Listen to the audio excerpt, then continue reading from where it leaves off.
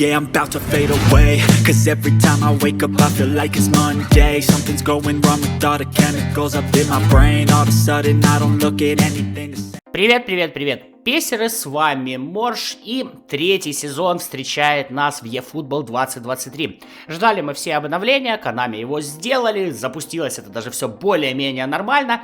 Ну и давайте смотреть, что нам в этом обновлении предлагают Konami. Значит, смотреть я это все дело буду на компе, тут банально удобнее все это дело рассматривать, поэтому давайте переходим в игру и глянем, что хорошего нам здесь завезли. Это какой-то из моих ПК-шных аккаунтов, как видите, тут ни хрена не собрано, на ПК я играю мало, аккаунты есть, а играю я мало. Вот, значит, забираем бесплатную круточку Манчестер Юнайтед и давайте смотреть, чего нам добавили хорошего и интересного, во что мы будем играть в этом третьем сезоне. Итак, дебютный матч, но это вы, я думаю, все давно прошли. Значит, обязательно проходим английскую лигу, получаем бесплатную крутку команды недели, и все у нас хорошо. Также добавили вот эту вот английскую лигу. Тут у нас, если вы не знаете, а люди не знают, потому что меня с утра уже клюют в личку в Телеграме, собственно, а как в это играть? Ребят, вот так вот берешь, нажимаешь сведения, читаешь вот эти вот прекрасные буквы, их тут немного, они тут несложные, вот, и ты понимаешь, как играть любой ивент. Вот такой вот вам лайфхак для тех, кто не соображает. Но я думаю, таких не так уж много. В конце концов, в PES играют тысячи, написал мне человек 10. Нормальный, вполне путевый процент тех людей, которые не понимают. Меня это радует. Также у нас начинается кампания лунного Нового года. Как вы знаете, азиаты все это дело празднуют. В общем, что тут нужно делать? Во-первых, входить в игру раз. Во-вторых, у нас будут ивенты. Значит, просто делаем 7 входов, получаем опыт, потом будет специальное соревнование тура, 2 раза с 12 по 19, с 19 по 26, потом специальное соревнование испытания, тут соревнование тура, тут соревнование испытания, ну вы поняли, как у Konami с Фантазией, тоже с 12 по 19 и с 19 по 26, а также нам добавили цели, то бишь квесты, так сказать, на этот лунный Новый год. Давайте сразу эти квесты и глянем, вот здесь вот они находятся. Вот, собственно, появился вот этот вот квест, на 14 дней он, забиваем голы, ну, короче, в разных соревнованиях, да, и за все это дело получаем 2000 ебалов. Надо оно вам или нет, каждый решает сам, но когда раздают ебалы, ебалом обычно не щелкают. Также у нас появились пропуски на матч новые, значит, в ценном мы можем получить Мусиалу на 94 на атакующем полузащитнике, а в премиальном мы можем получить Терьера. И тут хотелось бы задать вопрос Konami. Konami, а вы в курсе, что ценный пропуск стоит дешевле, чем премиальный? Почему здесь мы получаем постоянно игрока лучше? В прошлый раз у нас был Гави и Мукока, ну и так далее. Ну, кроме всего этого, здесь куча номинальных контрактов, здесь можно получить продление контрактов для ваших легенд икон, ну вот, ну, допустим, вот здесь 5-звездные контракты, ну, короче, вот это вот все дело. Я обычно покупаю оба этих пропуска. Для меня это не особая проблема. Ну и, конечно, паки новые нам завезли. Да, напоминаю, что если ты хочешь задонатить на мобилочку с российских карт, то пишешь мне в личку в Телеграме, ссылка в описании и закрепе, я тебе с этим помогу. Там же ссылка на мой Телеграм, где я публикую просто новости. Да, тут, как вы видите, у меня даже гарантированный эпик еще не открыл. Это не сегодня давали, потому что найдутся люди, которые Морж, почему мне это не дали. Это давали не сегодня, просто я не успел открыть.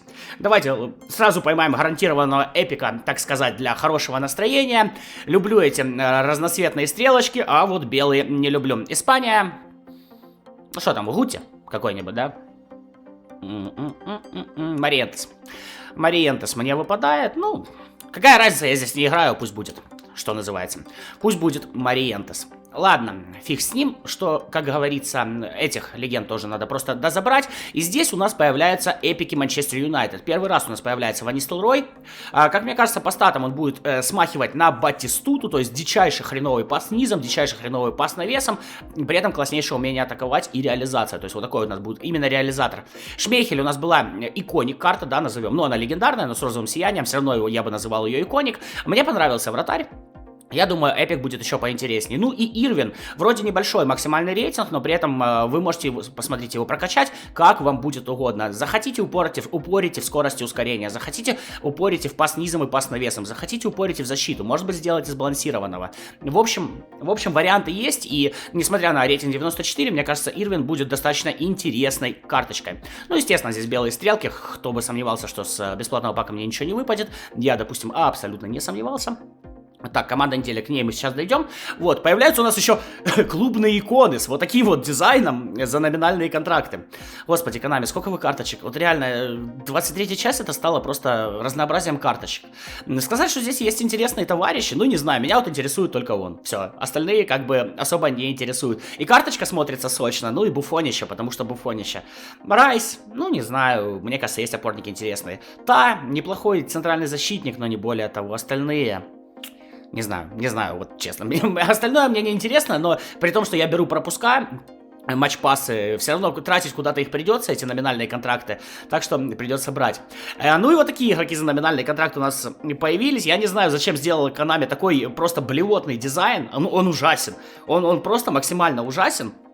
Еще и, когда они накладывали на карточку фильтр, посмотрите, все футболисты фиолетовые. Блять, что это за аватар нахрен? Ну, серьезно, там синие все были, у нас все фиолетовые. Ладно, здесь, я думаю, многих интересует Педри. У него есть карточка от Барселоны, тоже с максимальным рейтингом 96. Так вот это практически такая же. Ну, там разница минимальная. 1-2 стата в одну сторону, 1-2 стата в другую. Конечно, мне, как поклоннику Арсенала, интересен будет Джезус, его я, само собой, брать. Делафеу, у него есть потрясающая карточка от команды недели с позиции центральной нападающей. Вот если она у вас есть, вам повезло. Этот, ну, я думаю, вряд ли. А остальной набор игроков, ну, тоже, опять же, нахер они нужны, не знаю. Кварцхелью, я думаю, многие ребята возьмут, он на хайпе, но только из-за того, что на хайпе. И Хави Симмонса. Аналогично, он на хайпе, его люди будут брать. Ну, сказать, что прям сильно что-то интересное по номиналкам, я бы не сказал, честное слово. Такс, ну и давайте откроем... нет, давайте сначала... Паки оставим на самый конец, да? Вот, еще кое-что у нас добавилось, и это кое-что достаточно неплохое. Значит, нам добавили Демичелиса в магазин за ебалы.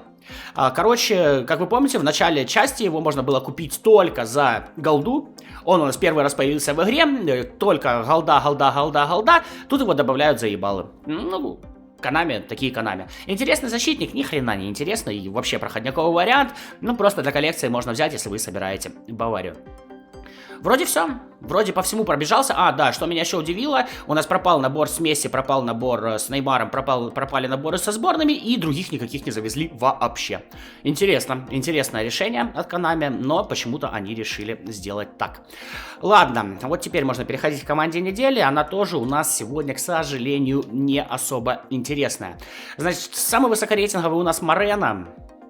Но смотришь на статы, реализация, умение атаковать хороший. В принципе, хороший контроль мяча, дрибла и удержание, как для центрального нападающего. Очень даже неплохой пас низом, но при этом бежать особо не будет. Головой неплохо играет. Такой, честно, как по мне, проходничок. Для барсиков у нас есть Дембеле. С позиции правой нападающей, я думаю, многие собирают Барселону, многие будут его выкручивать. Ну и Асимхен, такой типичный бегунок. Всего лишь 5 навыков у него, конечно, мне это дико не нравится. Остальные, я не знаю. Вот я не знаю, тут реально руками развожу. Команда недели проходняк. Да, что меня удивило, Данила, центральный защитник. Агрессия 69. Он уже у нас эпиком стал, да? Но обычно у легендарных и эпичных игроков, защитников, хреновая агрессия. А тут у Данила, который разрушитель, который как бы агрессивный игрок, да? Сам стиль говорит, что он агрессор. А у него агрессия 69. Короче, миролюбивый агрессор. Ладно, 3 пака откроем, почему бы и нет. На основном моем мобильном аккаунте они нахрен не нужны. Вот, эпиков, конечно же, я буду открывать на мобилке. Вот, поэтому открываем на ПК. Тут действительно и статы игроков посмотреть легче. Италия. 5. Асимхен. Асимхен, не Асимхен. Нет, не Асимхен. Агрессор Данила мне выпадает с ужаснейшим действительно статом. Посмотрим. Все-таки как правый защитник, мне кажется, он более-менее. А вот как центральный, не знаю. Вот посмотрите, у него в принципе остались статы правого защитника. По контролю, по дриблингу, по удержанию. И пас низом, и пас навесом. То есть это статы правого защитника. А его поставили на центрального. Понятно, что в команде недели меняются иногда позиции. Но агрессия для центрального защитника 69 это беда бедовая, и с этим ничего не поделать, потому что он же не прокачивается. То есть выправить это вообще никак невозможно. Ой, Konami. Когда-нибудь... О, господи, это что? 4 звезды сразу вот можно пропускать. Из Гента, да, мне выпадает Куеста, центральный защитник, 179 сантиметров. У человека агрессия хотя бы 83. Данила, учись, так сказать. Последний пак, давайте глянем. Чего мне Konami здесь предоставит. Полетели белые стрелочки. Честно, у меня от этих стрелочек после открытия эпиков реально уже иногда в глазах рябит. Испания. Дембеле 5. Или Морено, может быть, да? А может быть Силва. Вот так вот. Может быть Дембеле, может быть Морено, а может быть Силва. Когда-то игрок Манчестер Сити, сейчас вряд ли он кому-то интересен даже под сборную Испании, как мне кажется. Бегать особо не будет, в защиту он само собой не умеет, потому что атакующий. Но при этом, да, хороший пас. И умение атаковать кое-какое есть, реализация, что-то. Не думаю, что он будет интересен. В целом, вот такое обновление нам завезли, ну, не знаю. Как по мне, где-то там на 6 из 10, может, оно тянет. Надеюсь, на следующих неделях просто будут вводить что-то более интересное. А пока проходим ивенты. Кстати, гляньте, тут еще появилось соревнование. Так, что у нас тут? Сведения смотрим. Используйте данные клубной команды, пройдите 3 уровня сложности игры. Пройдите испытания, заработайте 30... Как-то... знаете, такое ощущение, что написано 30 миллионов, но нолика не хватает. 300 тысяч. 300 тысяч чего? 30 тысяч, 30 тысяч и 30 тысяч. Слушайте, 30 тысяч, 30 тысяч и 30 тысяч это 90 тысяч. А почему написано пройдите испытание, заработайте 300 тысяч? Konami! Вы у нас такие молодцы, что вы еще и в математику не умеете, да? Ну, то есть, смотрите, либо я тупой, либо лыжи не едут. 30-ка, да, первое участие, потом еще 30-ка, 10 на 3, и потом еще 30-ка. А тут 300 тысяч. Все, блин, чего я напрягаю? Вот чего я задаю вопросы? Это Konami, привыкните. Привыкните к Konami, у них даже с математикой как бы не работает. Ну, мы, в принципе, по рейтингам футболистов понимаем, что с математикой у них все не очень хорошо. Ладно, вот такое вот у нас обновление, вот такая команда недели. Пиши свое мнение об этом всем. Подписывайся на полезные ресурсы в описании, закрепленном комментарии, ссылки. Завтра откроем эпиков, конечно. На этом я с вами прощаюсь. Как всегда, Морж, как всегда, пока-пока.